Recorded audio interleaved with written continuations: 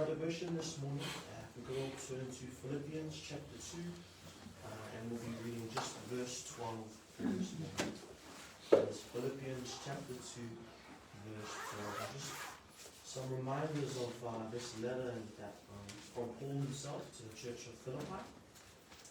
And he is very close to this church. This church and him have a very personal relationship. They have helped him monetarily a few times, twice.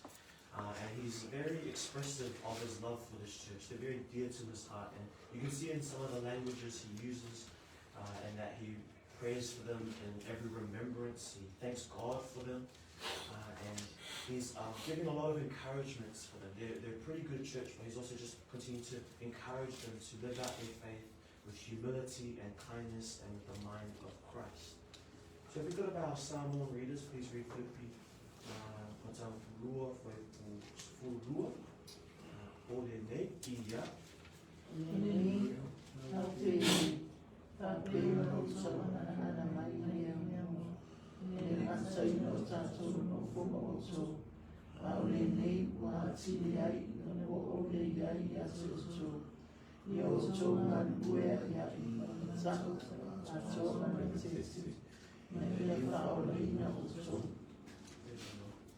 And in the King James Version it reads, "Wherefore, beloved, as ye have always obeyed, not as in my presence only, but now much more in my absence, work out your own salvation with fear and trembling."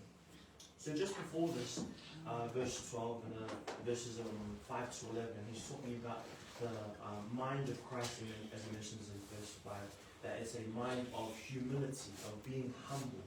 And he's using Christ as the greatest example, the epitome of humility. Because as I mentioned there, that Christ was obedient, was so humble and obedient, even unto the point of death for our sins, the greatest gift that we could ever have. And so now Paul has used the example of Christ before this, and that he is the greatest example of humility. And now he's calling us as Christians, as fellow brethren, to exercise that humility in our work of life, in our salvation, and how we show our faith. And so he says there at the beginning of verse 12, "Wherefore," which means so then or therefore. So the because of the verses before, mentioned before, like verses 5 to 11, about the epitome of Christ being of humility. Because of these verses, I'm giving you these encouragements that he carries on through in verse 12. And so he goes on to say, "My beloved." And this word, "my beloved," comes from the Greek word agapetos, which means beloved, esteemed, dear friend, and even worthy of love. But this word agapetos comes from the word agape, which we have heard very often before. And this word agape is that godly love, that love that comes from God and God alone. As this word is also used in many places as a sense of belonging to God.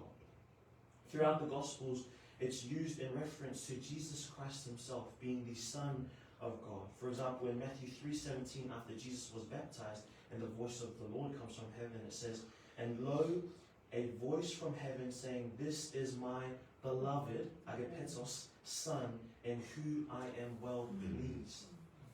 This word agapetos, or my beloved, serves as a reminder that through Jesus Christ's death on the cross, we have a place as God's beloved sons and daughters as well. That we have each other as brothers and sisters because of that agapetos love that God showed through, or that God displayed through Jesus, and that we get now as his sons and daughters in Christ. So it's quite a beautiful word, the agapetos, and he uses it a few times in some of his other letters. And it's just a wonderful reminder that we are God's sons and daughters, but also through that we have each other as brothers and sisters. And I believe this serves as a reminder from Paul to the church of Philippi and to us 2,000 years later, a reminder of we are belonging to God and God's family. And then he says, "As ye have always obeyed, not as in my presence only, but now much more in my absence." Once again, showing the great faithfulness by the Philippian church. That the obedience, they've always been obedient. they've always showed an obedient heart, and that comes from humility, being willing to submit yourselves to authority, and the authority that Paul has. You know, we also have to submit ourselves to our pastors, our elders, the authority that they have over us. But remember, the ultimate authority is the ultimate submission unto God and His authority in the Word. And so he's commending them for their obedience. They've always been obedient. They've always been listening. They've always tried to work out their faith. They've always tried to obey the things that Paul has given to them.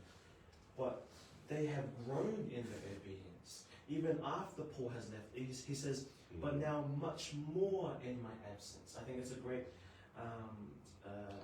great statement of how faithful this Philippian church was. That even after a great man like Paul left their church, they grew in faith. They didn't just, go downwards in their faith. They didn't like, oh, Paul's gone now, we can relax. They grew in their faith. And I think it's a reminder for us as well, even when we're not at church under the authority of our elders, out there in the marketplace, in the world where we are serving, we still have to be obedient unto God's word. We still have to be obedient even when there's no one looking. So he's commending them to continue to be obedient, but also he reminded us not too long ago of the greatest obedience from Christ in verse 8 of Philippians chapter 2, where it says, and being found in fashion as a man, he humbled himself and became obedient unto death, even the death of the cross. So once again, this obedience that we are told to exercise, or that the Philippian church has wonderfully displayed, the example was already set by Christ himself, the greatest example of obedience, and he is our example that we must follow continually, that even if it leads us unto death, we are called to be obedient to Christ's example and to God, even if that leads us to a time of death. But remember, just as we follow Christ's example in life, we also follow his example in death, because even if we are to obey, even unto the point of death, just like Christ went to heaven, was given that new body, so will we one day as well. And so we follow that example even in death. So Paul has encouraged his beloved brethren to obey just as Christ has. But he says there also to work out your own salvation with fear and trembling. That work out your own salvation was a bit of a tricky wording for me. I was confused at first, but through some commentaries and using resources like Read the Bible, the work out your own salvation, firstly, it does not mean that we work for our salvation. And I think that's a common misconception with this verse. Remember, our salvation is never achieved through works. It is by faith and faith alone, as we are reminded in Ephesians chapter 2, verse 8, that it is salvation by faith and not by works, so that we cannot boast of it of ourselves. But he means to outwork our salvation, rather. And to work out, see, it means to perform in the Greek. And so therefore we are to perform our salvation, as in we are to show the results of God's work in our lives. We are to perform that great love that God first showed us through the death, burial, and resurrection according to the scriptures of Jesus Christ. He's encouraging us to bear fruit. In James 2 verse 17, one reminder there, a verse that we all know quite well, and it says, so also faith by itself, if it does not have works, is dead. A workless faith is a dead faith. For how can you say you love God if you do not do the work he has set out for us? Once again, salvation is not achieved on works. It is not based on works. But our works are a product of our salvation, a product of our faith in God. We do not do this because it gets us more of we're not more saved than another person if we're doing works. It's faith and faith alone, in Christ and Christ alone, through God's grace and grace alone, according to scriptures and scriptures alone. That is how we are saved, through the death, burial, and resurrection of Christ, according to scriptures. But when we are saved, there should be such a desire to show that love to God as God has shown to us, that we would want to work for him, we would want to display him We would want to perform our salvation. We want to tell others of that salvation that we have received. We would want to show that Christ is a great God, is a wonderful God, and we would want to example that to others that are unsaved, so that maybe one day they will be saved. But he says there, with fear and trembling. And fear is often used as a word of being scared and being afraid of things. But the Greek word for fear is phobos, which can mean fear as in being afraid of something, but it also can mean a reverence for one's husband. And that's like a reverence for authority, for a headship over you. And as the church, we are the bride of Christ. We must revere him as we outwork our faith and represent him. Just as a wife would submit and revere her husband, a godly husband, we as the bride of Christ are to revere and submit to him as our headship, as our husband in that analogy. And so that is the fear that Paul is encouraging us to have. And once again, this obedience, this reverence was displayed by Christ as well in his life. And so all these wonderful all these encouragements that Paul's giving to us, they've all been exampled by Christ first and foremost. And he is just reiterating that and highlighting that it was exampled by Christ first, and now so do those things. And so he's encouraging us to have that reverence for Christ and for God as our authority, as our headship, as our husband, as we are the bride of Christ. And it says there also with trembling. And trembling, he uses it a few times in his letters, and it's always in conjunction with the fear part.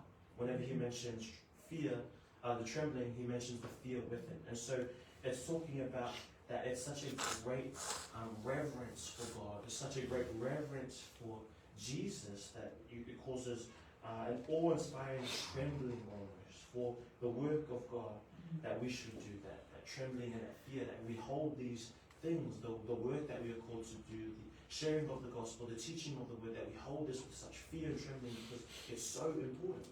Because this word and everything that's in it is the most important thing that we can have in our life as Christians. It's laid out for us all here in the Bible, what we need to do, how we need to react when times are hard, how salvation is achieved through faith. It's all in the Bible. And so this work that we are given through the word, we must do it and hold it with fear and trembling, with such reverence and awe-inspiring love for God's word.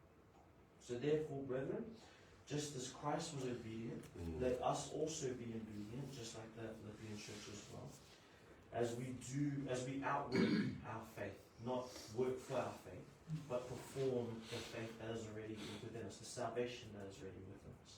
Let's outwork our faith in God with fear and trembling, with that reverence that we must have, because God, he's a great God. He's not just our body, Jesus isn't just our bro, our friend. He is our Savior.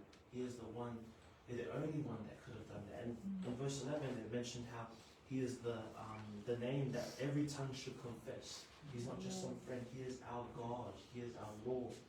And so let us outwork our faith with great reverence for him and his grace as our lives, with great reverence for him and his grace that he gave to us upon us. And remembering that we can do this with supporting one another as our beloved brethren, as agapetos brethren, beloved brethren, that we can support one another as we outwork our faith and live for Christ with fear and trembling. That is our devotion for this morning, brethren. May we be encouraged by the word of God, the word of God. I hand over to our worship team for another song. Before that, I'll just pray. Let's pray. Lord God, thank you, Lord, once again for your beautiful word, that this Bible that we hold so dearly, Lord God, is everything that we need, Father.